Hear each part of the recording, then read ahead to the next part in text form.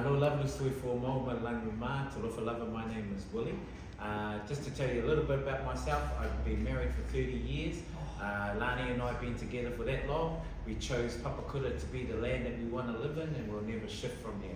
We've got two beautiful girls who are 23 and 20, and they will never get married and they'll never leave home.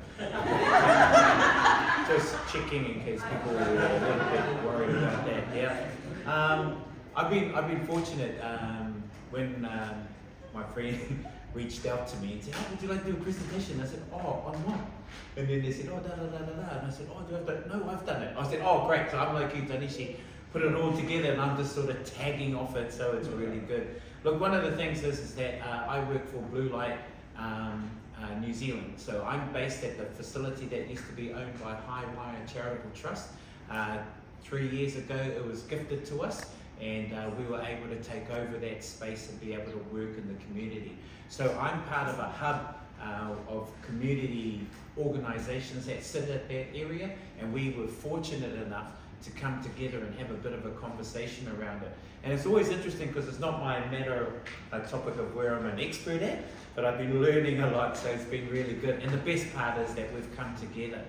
We sort of have a shared vision, and you're going to see that within this group, it's quite diverse, and you probably all know that as well. We have this effect on power. See, and the good thing about it is that the diversity of our community we actually celebrate. So us coming together. But then when you go to where the houses are, they are so close together. Good luck in putting anything in there. The biggest part about it is that some of these projects, they're really good, but they're in areas where it's quite affluent, eh? And the areas of deprivation where we have some issues and concern, they've been the same way like that for 30, 40 years. Nothing's changed. So one of the things that we need to look at is how we're not only developing, but the spaces that we have. So think about that, eh? You know, yeah, we can build these really nice places, but who's benefiting? But the communities of greatest need, still the same. We need to change that. Cool. So next one. So this is something way back in the days, 1964. You know what's significant about that year? I was born.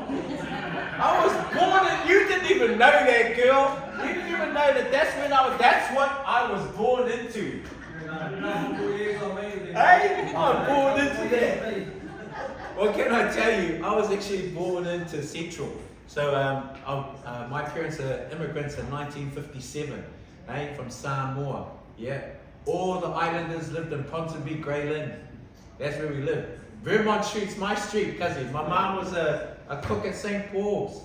Yeah, so we were all city bound.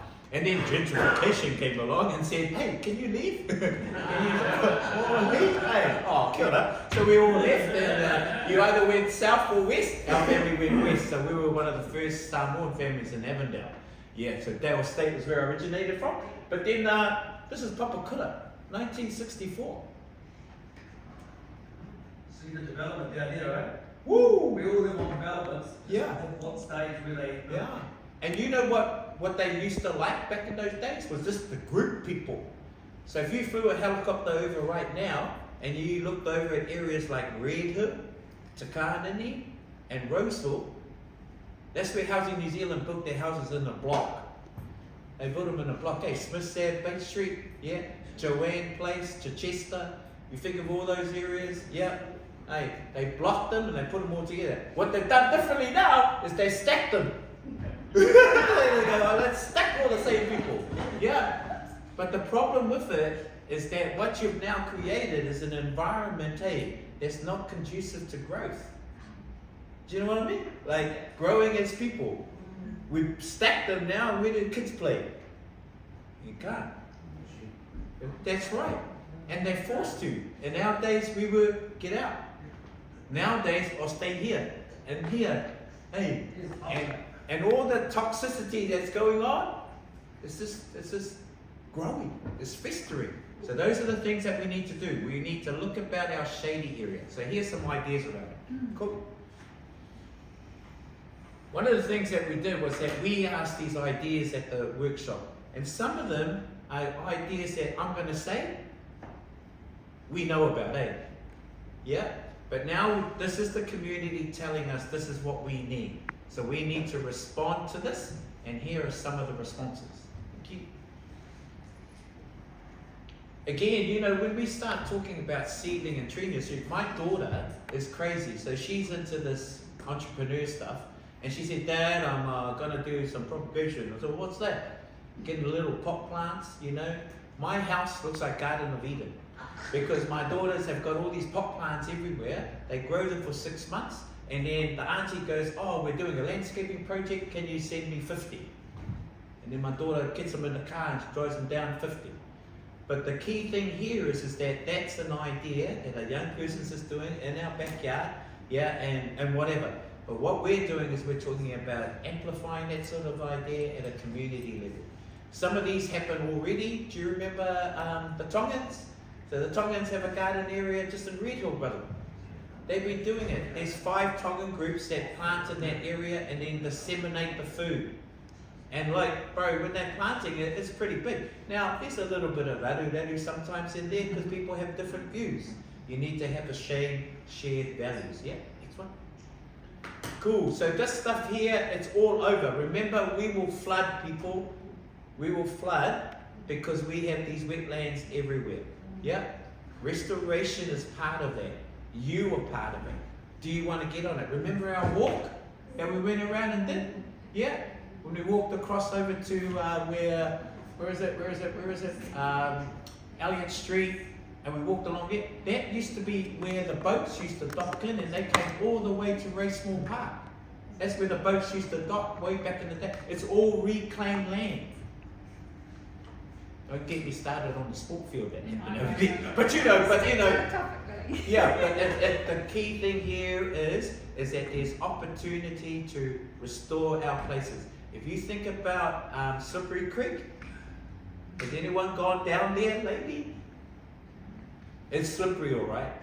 It's like, hey, but you know that you can cast off there. Yeah. Slippery Creek, a jury, just that jury. You just go over that first overbridge, it's just down there on the right. They've done their best to clean it up, but the thing is that that's a waterway that can take you all the way out to Bottle Top Bay. It can take you all the way out there. It's really cool. But we don't use it enough because it can be better. Yep. And then our next one. We're near the end, people. Yep. This is something that's going all over, the urban ngahere. Ngahere means forest. Good, that's it. So the project in itself is there was a project for New Zealand, Auckland Council, where they wanted to plant more and more trees. In our affluent areas, we got trees growing up and everywhere. If you did a photo shot of Remuera, you'll just see trees popping up everywhere. You go to Mangere, try to find it. The difference is that certain areas get the attention, other areas don't. We need to stand for our area, and what we need to do here is be involved in this project in itself. Now, when I started this whole thing off, we were talking a little bit about the spongy, yeah, the shady, yeah. Our next clip will have a little video for you to enjoy. Wetlands. Cool, wetlands. Where else? Just shout it out. Yeah, good. Megan's Bush, yeah, cool. Kirk's Bush, yeah, yeah. If you go down to Conifer Grove and you go along the Esplanade, there's a lot of that stuff there. So now that you know that the plants in itself are spongy. So what do? They absorb. Hey, and so the key thing about the plants being able to absorb water is that it's spongy and it's all over the place. The more that we have, the more water gets absorbed. Yep. Now when you talk about shady, if you look at this shady picture that sits in there now, hey, that gives you an idea. So it's not just your little trees, it's the ones that grow above your house. That sort of type of thing. That sort of shady stuff, and I don't know if you ever go out to Maraetai, everyone fights for that tree. And one tree that sits out there, that's the tree they go for, or they bring their own shade, yeah? So the shady part is pretty easy, yeah? Now we need to know a little bit more about spongy things. So the biggest part about it is that Papakura, if it really gets really bad, where we sit out at Dominion Road in Red Hill, yeah, we're underwater. As soon as it rains out there, we're in it. And we're supposed to be a community hub. I think that's quite funny. We're supposed to be a community hub. But if if it rains, don't come to us because we're all underwater. Like we're smack bang in the middle. Like I didn't know that, but if you go to the hazard map, we're like smack bang in the middle. And that's a result of many things. And as you all know, I'm preaching to the converted here. We have old systems that sit around that are falling apart, but there's still heaps of people coming, hey? We're built on top of each other. And one thing that I learned when I was building our new, so we bought our house in 1993 in Prictor Street, and then my wife said 17 years ago, we can sell it and build. Do you want to go to Puki? And I know. I want to stay here in Papakura. So we built out here. And I learned that you're only allowed to have X amount of hard surface space on the outside. The rest has to be like grass area. You can't do more. Because why? Because of the way that the water runs off. Did you know that? I didn't know that until my wife told me, because I don't know anything about building a house. But this tells you a little bit about our issues that we have. Yep, our next one. Now, one of the things is, how do we get to be more spongy? How do we get to absorb more? The basic simple stuff is about planting more plants, growing more trees.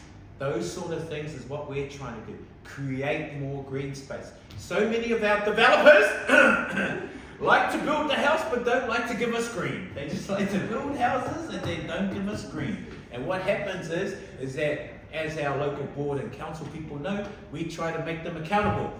We try to say to them, you need the green space. I remember the time that they built Addison Park and they said, good green space.